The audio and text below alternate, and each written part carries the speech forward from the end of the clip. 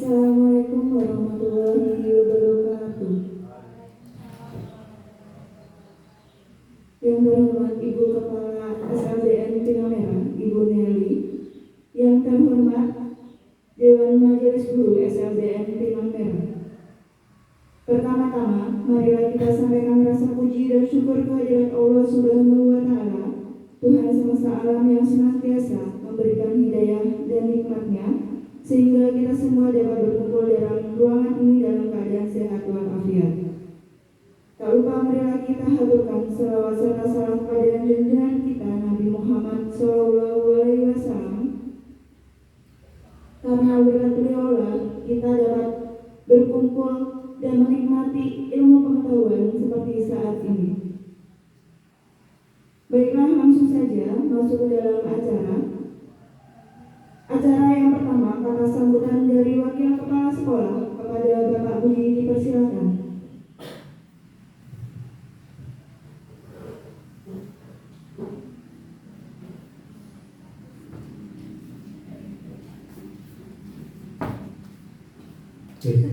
Assalamualaikum warahmatullahi wabarakatuh. Alhamdulillah rabbil alamin, wassalatu wassalamu ala asrofil anbiya'i wal mursalin wa ala alihi wa ashabihi rasulillahi ajma'in. Pertama-tama marilah kita ucapkan puji syukur kehadirat Allah Subhanahu wa Ta'ala, yang mana pada pagi hari ini kita masih diberikan kesehatan, kenikmatan dan kesempatan sehingga kita bisa hadir pada acara PGP yang akan kita laksanakan bersama-sama, yang nantinya akan dipimpin oleh Ibu Nelly SPD sebagai kepala sekolah kita. Dan tidak lupa pula marilah kita mengirimkan salawat berkirim salam kepada baginda Nabi besar Muhammad SAW. Semoga di yaumil akhir nanti kita semua mendapatkan syafaatnya. Yang terhormat Ibu Nelly SPD selaku kepala sekolah, yang terhormat Bapak Ibu guru di SLDN Pinamera. Pada acara kali ini yaitu tentang diseminasi yang akan disampaikan Ibu kepala sekolah kita. Ini sangat menambah wawasan kita untuk kedepannya dan sebagai motivasi kita untuk mengikuti kegiatan CGP. Alhamdulillah Ibu kepala sekolah kita telah mengikuti PGP yang sudah dilaksanakan selama 2 bulan, sudah 4 bulan alhamdulillah. Jadi kalau tidak salah kegiatan PGP ini akan dilaksanakan selama 6 bulan. 6 bulan lebih. Jadi kita bersama mohon rasanya kirimkan juga doa semoga ibu kita ini sehat badan dan setiap tugas-tugas beliau dilaksanakan dengan baik, dan di akhir nanti di kegiatan panen karya semoga ibu kita ini mendapatkan nilai yang tinggi. Amin. Mungkin hanya itu yang dapat saya sampaikan. Lebih dan kurang saya mohon maaf. Wabillahi taufiq wal hidayah. Wassalamualaikum warahmatullahi wabarakatuh.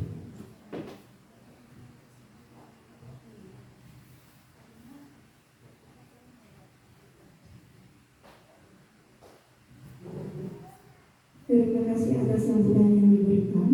Acara yang kedua, pembacaan doa yang akan dipimpin oleh Bapak Oka. Dipersilakan.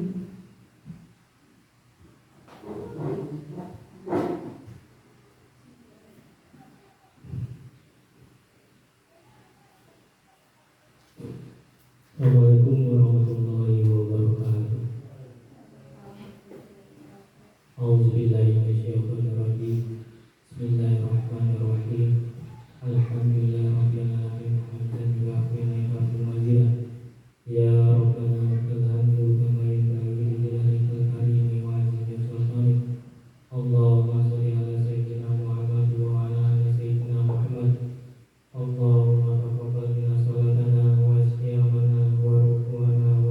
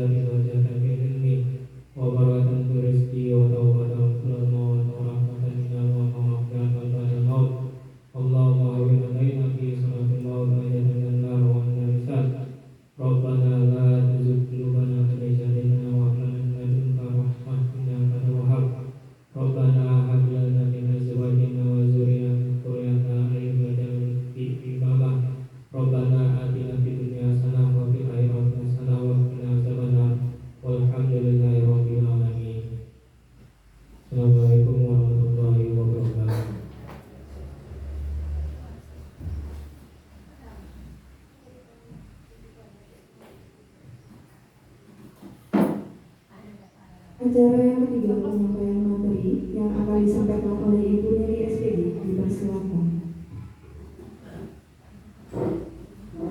Bismillahirrahmanirrahim. Assalamualaikum warahmatullahi wabarakatuh. Alhamdulillahirabbil alamin. Wassalatu wassalamu ala asyrofil mursalin wa ala alihi wa sahbihi ajmain. Amma ba'du. Yang saya hormati Bapak Ibu guru SMP Negeri Tinamero yang telah bersedia hadir pada siang hari ini, saya ucapkan terima kasih kepada Bapak Ibu. Pertama-tama mari kita panjatkan puji dan syukur kepada Allah Taala karena berkat rahmat-Nya lah kita dapat berkumpul pada siang hari ini dalam keadaan sehat walafiat dengan acara yaitu aksi nyata saya yang modul 1.4 yaitu diseminasi budaya positif, Bapak Ibu. Nah, saya harap dengan penyampaian materi saya ini dapat Bapak Ibu implementasikan di setiap pelajaran Bapak Ibu di kelas masing-masing atau di mata pelajaran masing-masing. Baiklah Bapak Ibu, saya tidak akan memperpanjang kalimat, langsung aja saya penyampaian materi saya mengenai diseminasi budaya positif. Nah, di sini ada beberapa konsep untuk budaya positif, yaitu disiplin positif dan nilai-nilai kebajikan universal. Ini yang pertama. Yang kedua, teori motivasi, hukuman dan penghargaan.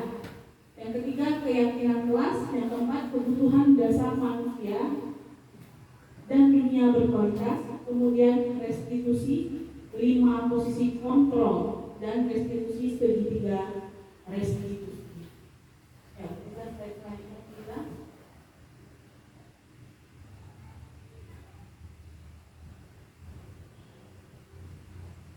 Nah, Bapak Ibu, sebelum kita melangkah lebih jauh, marilah kita sama-sama merenungkan apa itu makna disiplin yang sebenarnya. Ya, di sini Bapak Ki Hajar Dewantara menyatakan bahwa disiplin itu adalah untuk menciptakan siswa yang merdeka. Nah, salah satu agar terciptanya siswa yang merdeka itu harus diterapkan dengan disiplin. Tanpa adanya disiplin mungkin tidak ada yang mendapati siswa kita yang merdeka. Maka syarat utamanya harus mempunyai disiplin yang kuat.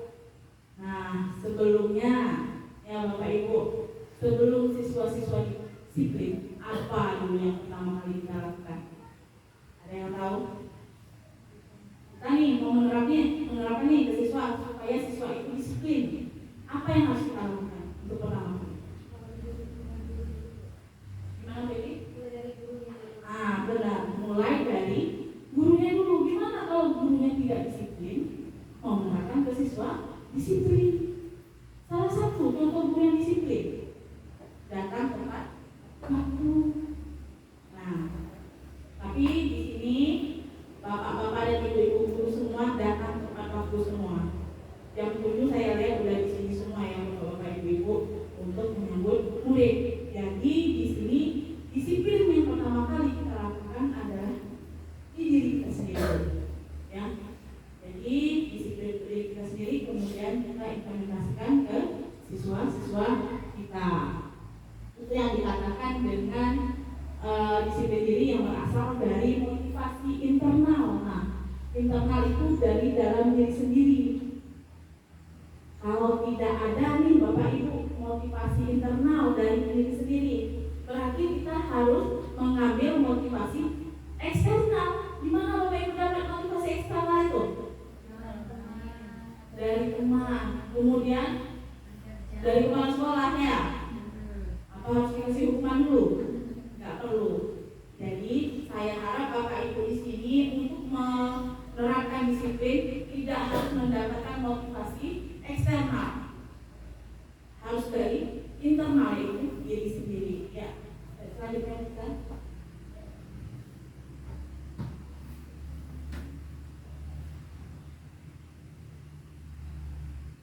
Nah, di sini ada disiplin positif. Kalau di budaya kita itu kata disiplin itu erat hubungannya dengan apa Bapak Ibu? Patuh, ya enggak? Apa lagi? Jadi kalau untuk kepatuhan, jadi harus ada disiplin terlebih dahulu. Kita cenderung menghubungkan kata disiplin ini dengan ketidaknyamanan. Benar apa enggak? Jawaban yang sangat jujur ya. Ketidaknyamanan. Di sini seperti saya meminta Bapak Ibu datang tepat waktu, masuk tepat waktu, berarti merasa tidak nyaman Bapak Ibu. Ada yang ketawa.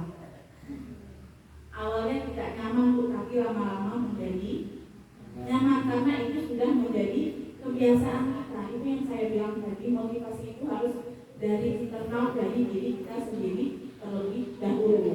Kemudian di sini Diane Golden menyatakan bahwa kata disiplin berasal dari bahasa Latin yaitu disiplina yang artinya belajar. Nah, benar tidak disiplin itu harus belajar? Mungkin kalau untuk awal-awal susah untuk disiplinnya Bapak Ibu. Begitupun dengan diri saya, jadi kita harus belajar. Jadi lama-kelamaan akan jadi kebiasaan kita untuk hidup disiplin dalam berbagai hal. Tidak hanya aja ya disiplin dalam peraturan yang ada di sekolah ini. Mungkin di lingkungan masyarakat Bapak Ibu juga akan disiplin. Contohnya seperti apa disiplinnya?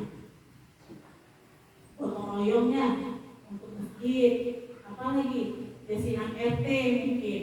Begitupun untuk anak-anak kita. Jadi kita harap di sini anak-anak kita itu tumbuh menjadi anak yang disiplin itu dari motivasi internal. Kemudian kita sokong lagi dengan motivasi eksternal. Ya Bapak Ibu. Kemudian Bu Ika.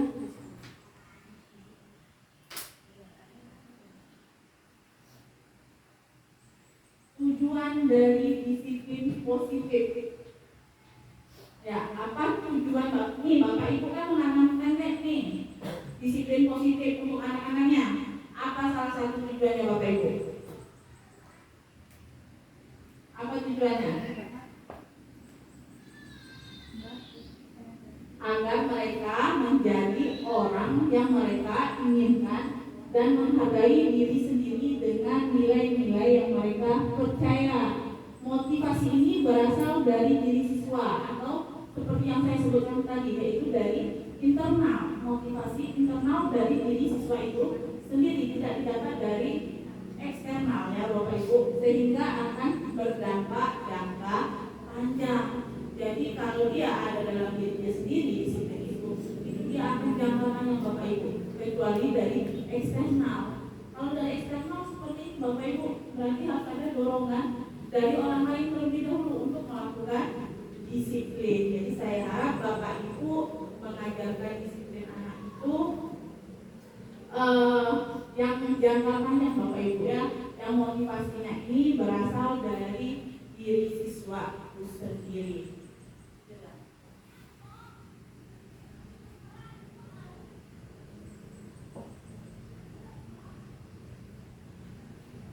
Nah, ada yang kedua itu motivasi perilaku manusia. Terdapat 3 motivasi perilaku manusia menurut Diana Gozen, yaitu yang pertama untuk menghindari ketidaknyamanan atau hukuman. Bapak Ibu melakukan disiplin. Apa itu maksudnya Bapak Ibu? Yaitu seseorang berperilaku untuk menghindari permasalahan yang mungkin muncul dan berpengaruh kepada mereka secara fisik, psikologis ataupun tidak terpenuhinya kebutuhan mereka bila mereka tidak melakukan tindakan itu. Ada yang bisa memberikan contoh? Yuk, berikan contohnya Bu Fauzia mungkin. Pak Budi.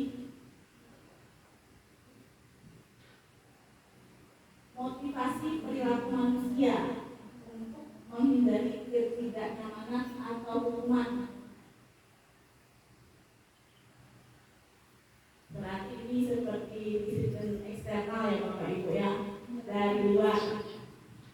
Karena dia melakukan disiplin itu cuma sekedar untuk tidak mendapat hukuman, sebenarnya dia tidak nyaman. Berarti dari motivasi eksternal. Yang kedua yaitu untuk mendapatkan imbalan atau penghargaan diri dari orang lain. Nah, ayo. Di kelas Bapak Ibu masing-masing ataupun yang guru mata pelajaran, pasti anak itu disiplinnya berbeda-beda ya Bapak Ibu. Tidak semua anak itu disiplinnya itu dari motivasi internal, pasti ada juga dari motivasi eksternal. Nah, di sini anak itu melakukan disiplin itu untuk mendapatkan imbalan atau penghargaan dari orang lain. Mungkin ini saya lihat sering Bapak Ibu lakukan di kelas. Ya enggak? Lebih sering yang nomor 1 atau nomor 2? 2. Lebih sering yang nomor 2. Ya. Contohnya, kalau saya pernah nggak melakukan itu Bapak Ibu? Pernah? Yang nomor 2 pernah tidak Bapak Ibu lakukan di kelas? Satu bagian lapor Bu. Bagian lapor apa lagi? Mendapatkan reward anak ini telah melakukan disiplin. Pernah Bapak Ibu memberikan reward kepada anak-anak? Pernah ya, mungkin sering. Kemudian yang ketiga yaitu untuk menjadi orang yang mereka inginkan dan menghargai diri sendiri dengan nilai-nilai yang mereka percaya. Nah, ada yang bisa memberikan yang lain di sini? Yang nomor 3.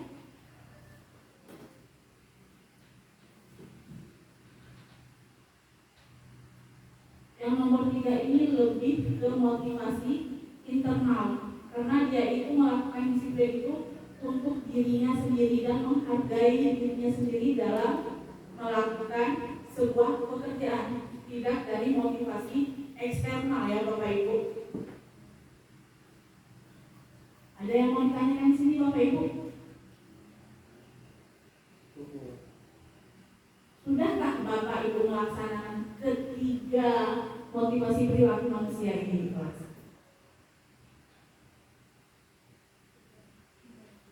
Sudah ya? Sudah, oke, bisa lanjut slide berikutnya.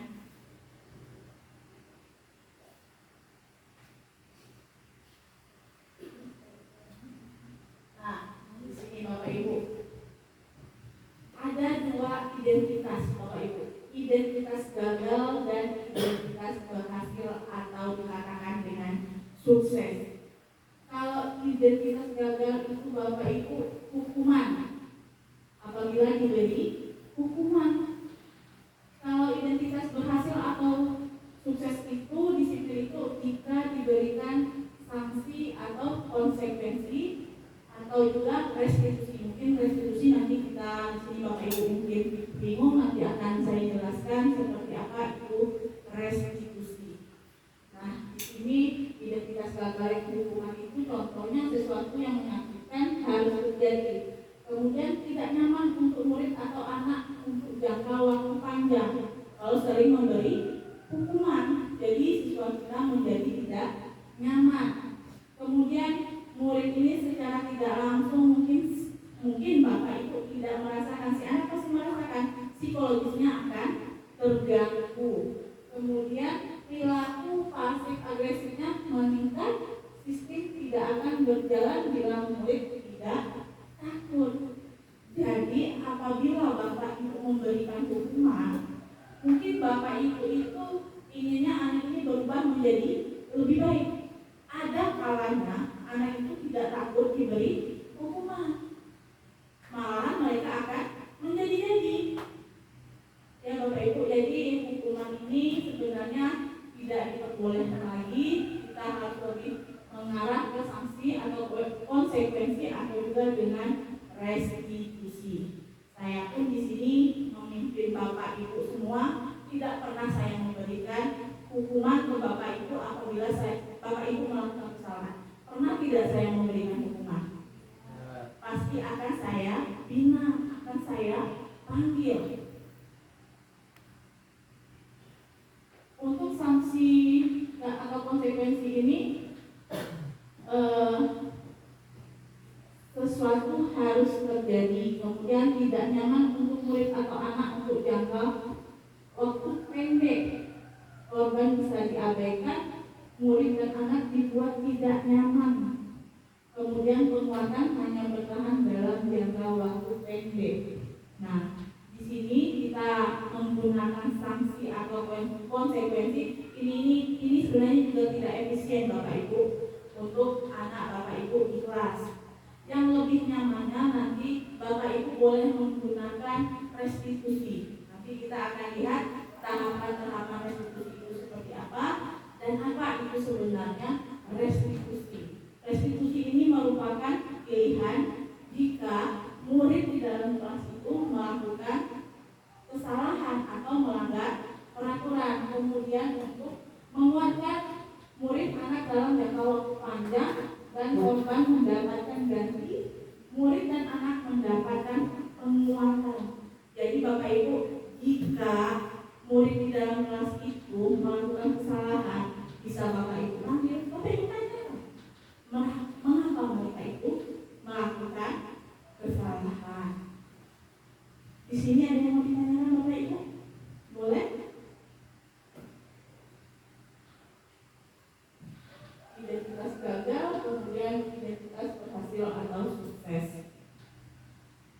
Tidak ada, silakan lanjut ke slide berikutnya.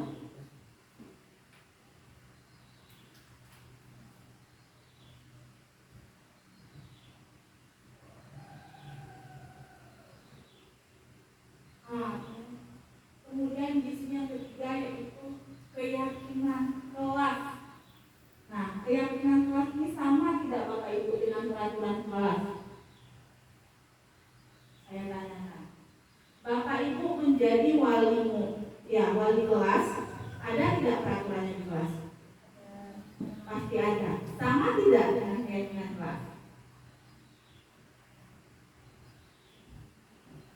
Sama tidak Bapak Ibu? Keyakinan kelas dengan peraturan kelas.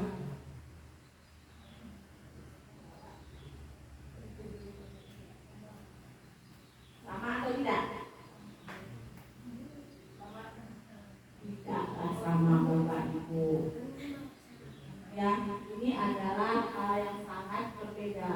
Keyakinan kelas ini merupakan nilai-nilai kebaikan atau prinsip yang disepakati secara universal. Sedangkan peraturan kelas ini alat untuk mengukur perilaku siswa Bapak Ibu. Ya, tapi keyakinan kelas ini didapat dari peraturan kelas. Ya, jadi harus dulu menyusun peraturan kelas, kemudian baru ke keyakinan kelas. Sini kan keterangannya orang akan lebih semangat atau tergerak untuk melaksanakan keyakinannya daripada hanya mengikuti aturan. Jadi kalau peraturan kelas itu lebih ke aturan, ya. Kita bisa selesai.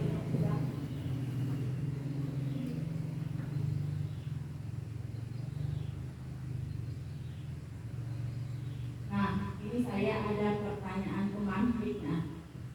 Ibu Ambar, guru wali kelas 2A di SD Kolita Hati. Tidak ada yang menjawab yang juga, sedang bingung menghadapi ulah salah satu murid di kelasnya, yaitu yang bernama Doni. Beberapa anak di kelas 2A telah datang padanya dan mengeluhkan Doni yang sering meminta bekal makan siang mereka dengan paksa. Jika Anda menghadapi situasi seperti itu Ambar, apa yang Anda lakukan? Menurut Anda, kira-kira apa alasan Doni melakukan hal itu? Nah, siapa yang mau memberikan pendapat silakan berang.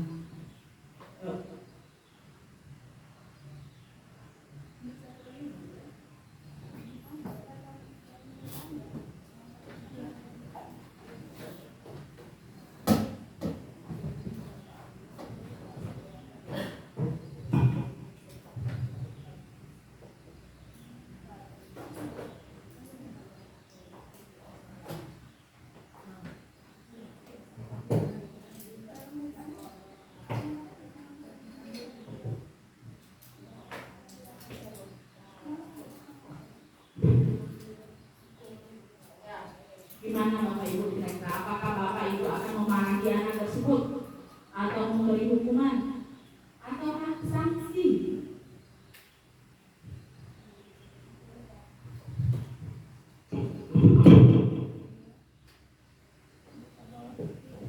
Ya, silakan Bu Fauzia.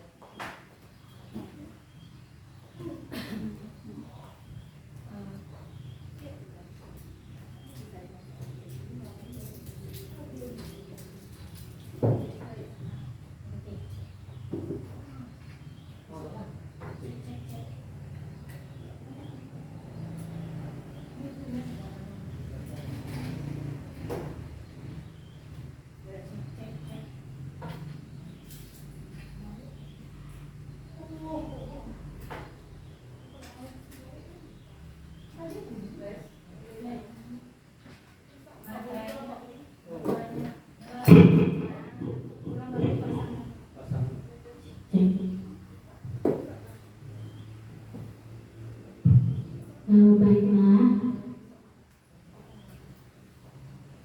di sini saya perkenalkan dulu, nama saya Ibu Fauzia. Saya mengajar di kelas 10. Nah, menurut saya di sini si Doni mengambil ya Bu ya, bekal temannya. Ya, kita sebagai guru di sini harus mengerti, harus mencari tahu, harus memahami kenapa si Doni ini setiap temannya membawa bekal dia mengambil. Nah, kita harus sebagai guru kita harus mencari tahu dulu apakah si Doni ini tidak membawa bekal. Karena setiap orang tua kan berbeda-beda. Ada yang orang tua rajin membuat bekal untuk anaknya, ada juga orang tua yang tidak sempat. Nah, apabila kita terjadi murid yang kita dapat seperti ini, kita sebagai guru harus menasihati si Doni. Kenapa kita tanya, nah, kenapa makanan si kita anggap di sini namanya si Desi ya? Kenapa makanan teman kamu Desi kamu ambil? Nah, dia pasti akan bercerita kenapa dia mengambil. Dia akan bercerita apakah dia mau makanan seperti itu. Nah, nanti dari situ kita akan mendapat solusinya. Baik, cuma itu, terima kasih. Ya, terima kasih kepada Ibu Fauzia. Mungkin ada yang ingin menambahkan, silakan Bapak Ibu. Ya, ada yang ingin menambahkan Bapak Ibu? Nah, silakan Pak Uni.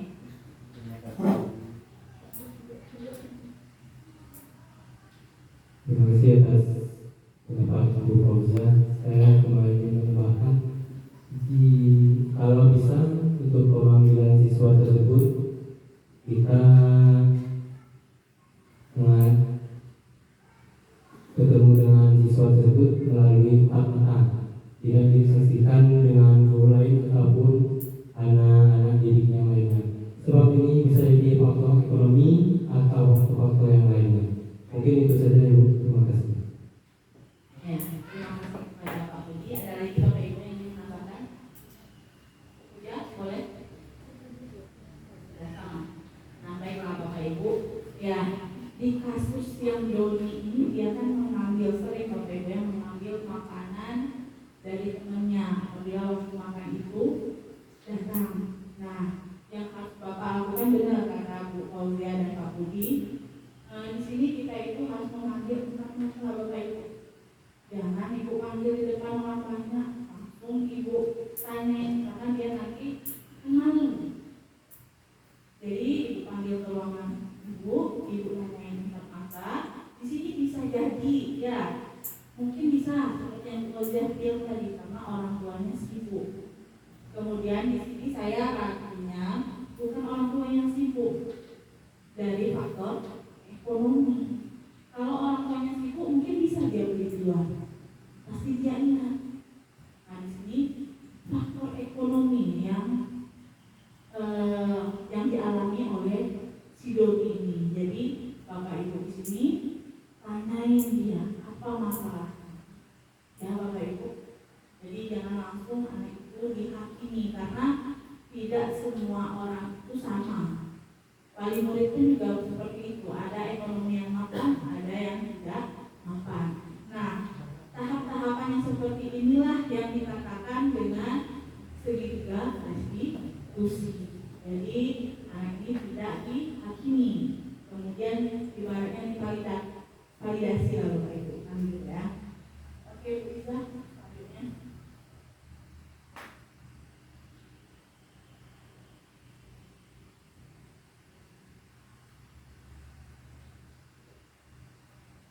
Tadi sudah dijelaskan Fauzia ya, peran kita sebagai seorang guru yang memvalidasi ya. Ayo Bu Isa.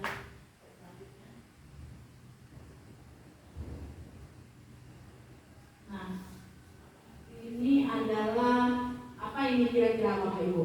Dan ada kalimat kebutuhan dasar manusia menurut Dr. William Blaser. Yang pertama itu bertahan hidup. Benar tidak Bapak Ibu? Ini kebutuhan kita. Benar ya? Ada kebutuhan bertahan hidup, ada kebebasan, ada penguasaan, ada cinta dan kasih sayang, kemudian ada kesenangan. Berarti di sini kebutuhan dasar kita ada 5. Ini harus tercukupi semua nggak Bapak Ibu? Harus. Misalnya ini kesenangannya nggak ada, mau nggak Bapak Ibu? Nggak bisa ya. Bertahan hidup bilang. Nanti belakang kamu nggak susah. Kemudian kebebasan. Bapak Ibu butuh kebebasan tidak? Butuh kebebasan. Banyak hal. Misalnya kebebasan dalam menentukan makanan. Ya tidak? Nah, itu dasar Bapak Ibu. Nah, kemudian ada lagi cinta dan kasih sayang. Nah, benar sampai kurang. Kita sampai kurang. Berbahaya kalau kita dengan saya berkurang. Bisa kurus Bapak Ibu.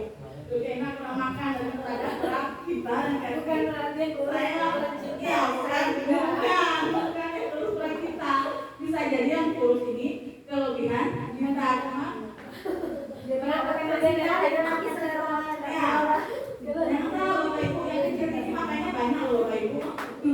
Yang weti.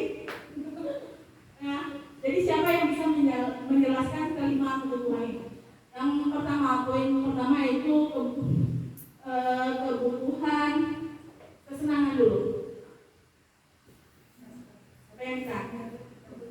Yang seperti apa sih kebutuhan kesenangan itu? Kalau nggak bisa menjelaskan berarti tidak mendapat kesenangan Bu dalam hidup ini. Ayo.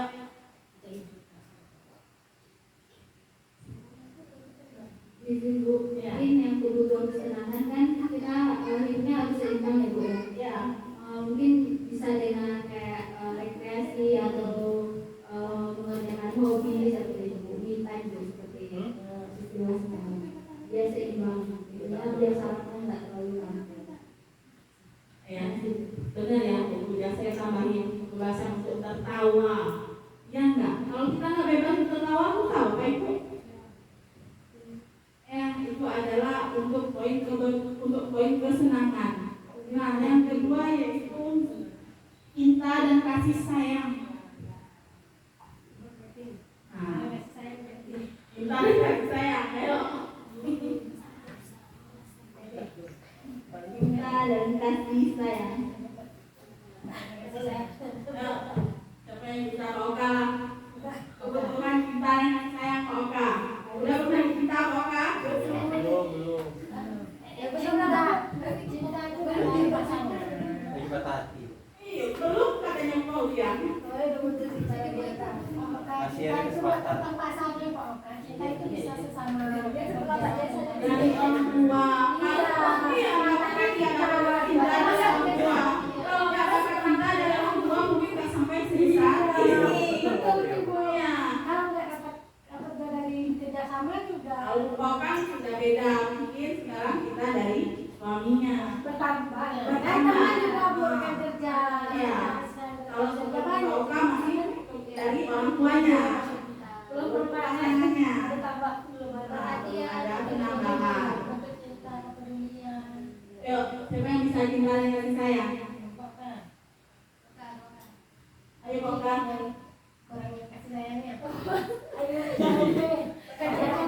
Namun, Berdesa.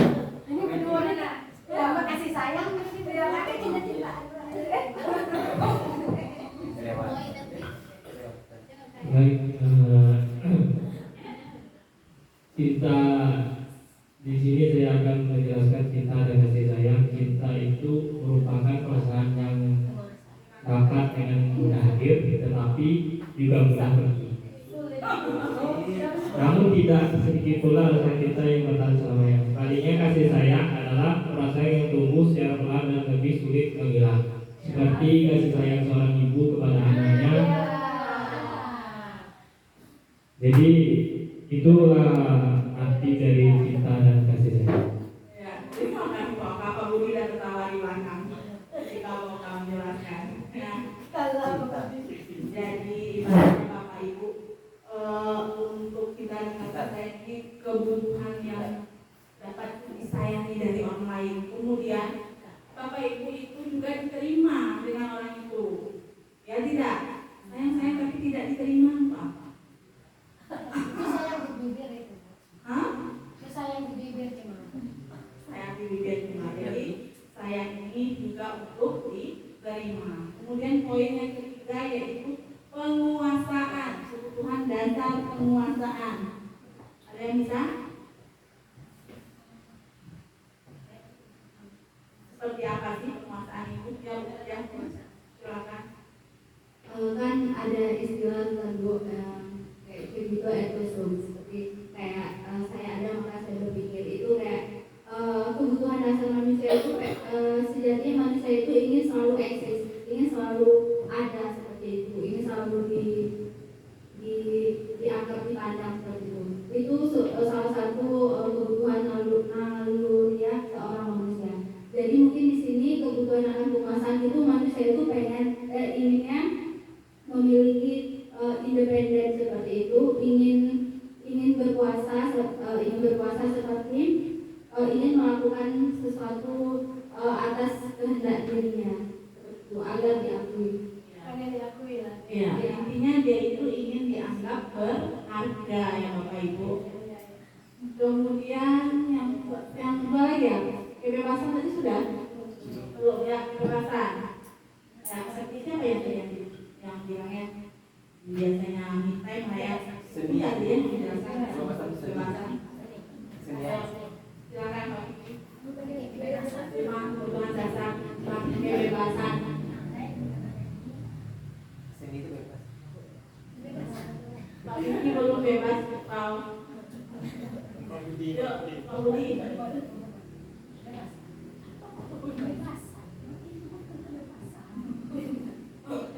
Butuh tidak Bapak Ibu kebebasan? Mau Bapak Ibu dikekang? Tidak bisa tertawa, tidak bisa kumpul-kumpul. Karena penjajahan sudah dihapus di atas muka bumi. Kata jomblo. Kebebasan ini banyak luas sekali artinya Bapak Ibu ya. Ibaratnya kita ini butuh waktu untuk senang-senang, fun lah bersama teman-teman. Itulah salah satu kebebasan. Ini kebebasan ini juga menjadi kebutuhan dasar manusia. Tapi ya bagi kita yang sudah berkeluarga mungkin ini sudah agak berkurang ya buku ya. Untuk yang senang-senang seperti itu bebas bukan senang. Bebas itu memang sudah terbatas, bukan tidak bisa bebas, cuma terbatas. Kemudian yang kelima itu bertahan hidup. Nah, kebutuhan dasar bertahan hidup ini terdiri dari apa? Makan, minum, kemudian rumah, pekerjaan, semua. Jadi itu penghasilan ya Bapak Ibu ya. Jadi itu adalah salah satu kita bisa bertahan hidup dan itu termasuk dari 5 kebutuhan dasar manusia. Oke, saya selanjutnya bisa.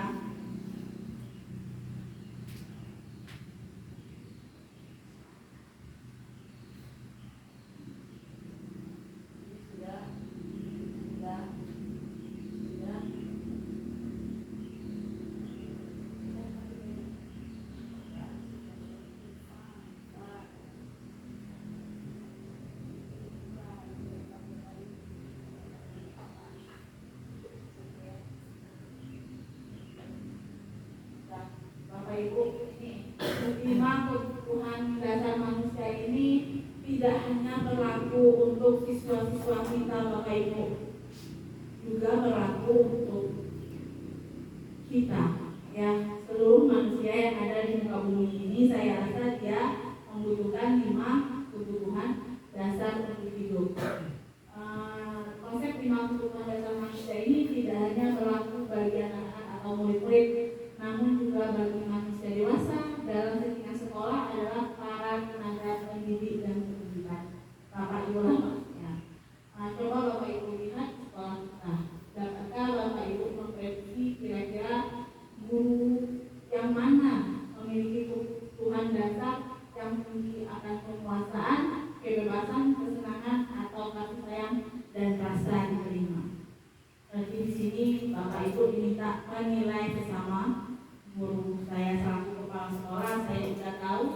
kelima poin ini yang Bapak Ibu butuhkan, yang mana Bapak Ibu nggak ada itu saya udah tahu, nggak ada, cuma berkurang ya Bapak Ibu.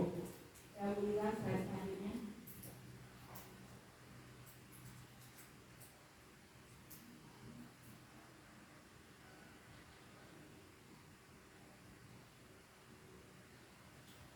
Nah, ini 5 posisi kontrol ya, posisi kontrol Bapak Ibu ya. Posisi apa Bapak? Kontrol ya. Menurut Yati Gosen terdapat 5 posisi kontrol seorang guru terhadap siswanya. Yang pertama itu penghukum. Yang kedua membuat orang merasa bersalah. Yang ketiga teman. Yang keempat monitor atau memantau. Yang kelima itu manajer. Udah kebayang tidak 5 posisi kontrol ini? Yang sebagai penghukum itu seperti apa, Bapak Ibu? Benarkah ini ada di guru?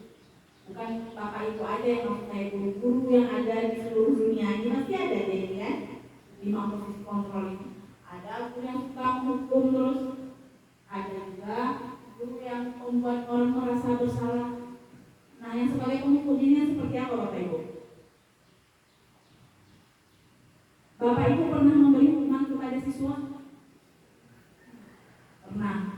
Berarti di saat itu Bapak Ibu bertindak sebagai penghukum. Sekarang untuk di kurikulum merdeka sudah tidak boleh lagi ya Bapak Ibu pakai cara seperti itu, hukuman apalagi hukuman itu berbentuk fisik. Ya, yang sebagai penghukum itu seperti apa Bapak Ibu?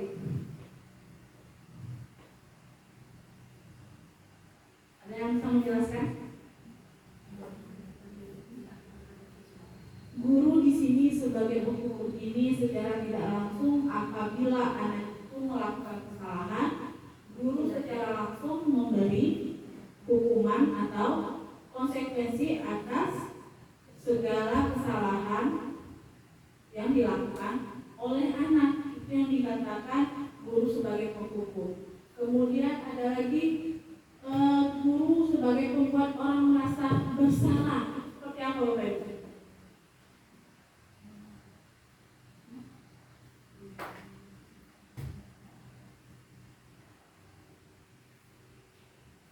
Seperti apa itu?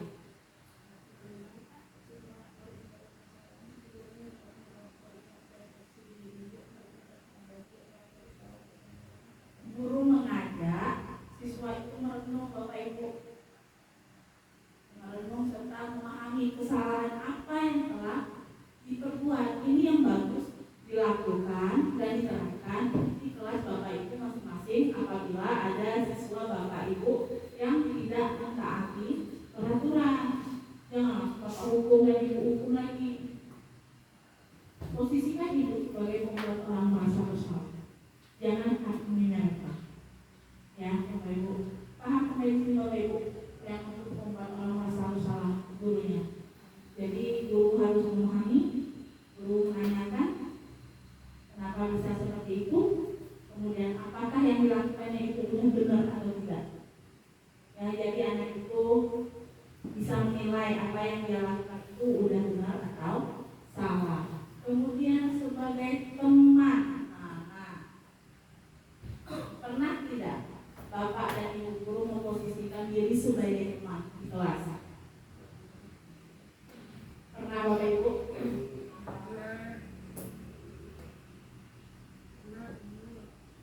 Seperti apa? Cerita dari hati, kemudian apa lagi?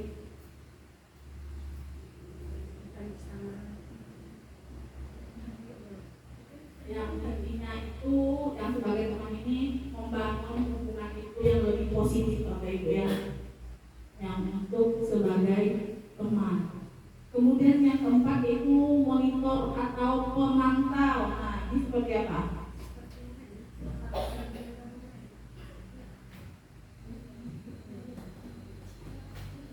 Kita memantau tentang perilaku siswa. Kemudian kita itu mengidentifikasi apakah ini sudah benar atau tidak kelakuan atau perilaku siswa tersebut. Yang terakhir yaitu sebagai manajer. Nah, manajer.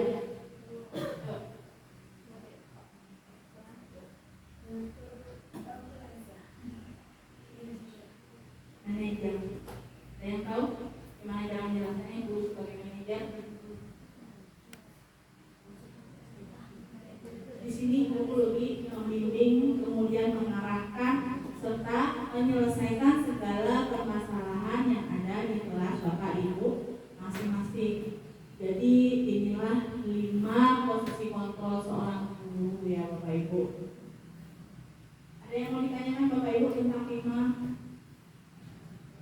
Nah, di sini posisi kontrol apa yang sudah Bapak Ibu terapkan selama ini? Nah, ini adalah pertanyaan yang sangat menarik Bapak Ibu.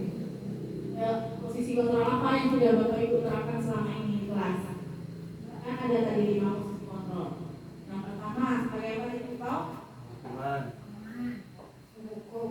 Hukum, membuat rasa bersalah, teman, monitoring, kemudian manajer. Nah, Bapak Ibu yang mana dari kelima posisi kontrol tersebut?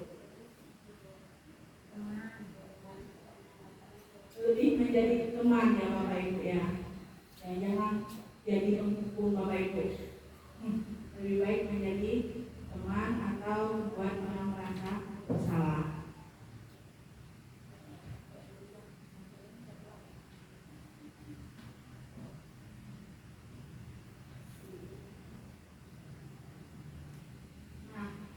Yang saya jelaskan di awal, apa itu restitusi? Menurut Gozen, restitusi merupakan proses menciptakan posisi bagi siswa untuk memperbaiki kesalahan mereka sehingga mereka bisa kembali pada kelompoknya. Ulang lagi Bapak Ibu. Menurut Gozen, restitusi merupakan proses menciptakan posisi bagi siswa untuk memperbaiki kesalahan mereka sehingga mereka bisa kembali pada kelompoknya dengan karakter yang lebih kuat. Nah, di sini sering saya lihat di sini selama 12 tahun saya mengajar, itu banyak saya mendapati apabila siswa yang melakukan kesalahan itu kadang sulit mereka untuk diterima di kelas mereka masing-masing karena ibaratnya sudah ucap, oh dia ini seperti pertanyaan mematik tadi ya, si Doni tadi. Oh dia bisa dikatakan maling makanan itu kan, dia merasa si Doni ini merasa tidak akan diterima di kelasnya lagi. Nah, bagaimana cara Bapak Ibu membuat si Doni ini bisa diterima di kelasnya? Ya, yaitu dengan menggunakan segitiga restitusi. Yuk kita segitiga kita. Nih, ada 3 tahapan segitiga restitusi, yaitu menstabilkan identitas. Nah, di sini menstabilkan identitas itu Bapak Ibu yang mana tujuannya untuk meyakinkan kegagalan yang dialami anak tersebut sebagai hal positif agar berubah menjadi kesuksesan. Ya, seperti kejadian Doni tadi. Apa yang harus Bapak Ibu untuk menstabilkan identitasnya? Apa yang Ibu lakukan untuk menstabilkan identitasnya agar dia bisa kembali?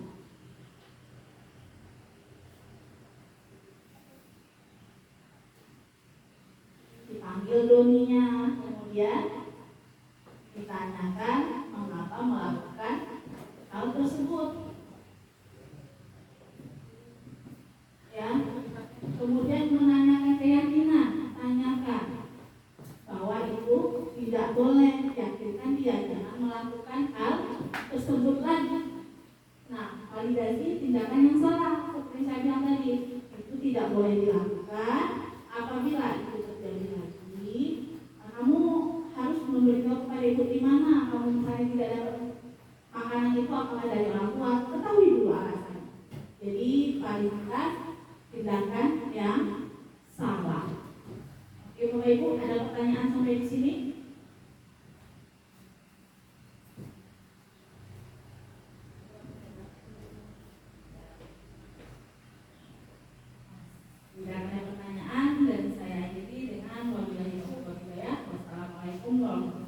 wabarakatuh. Waalaikumsalam.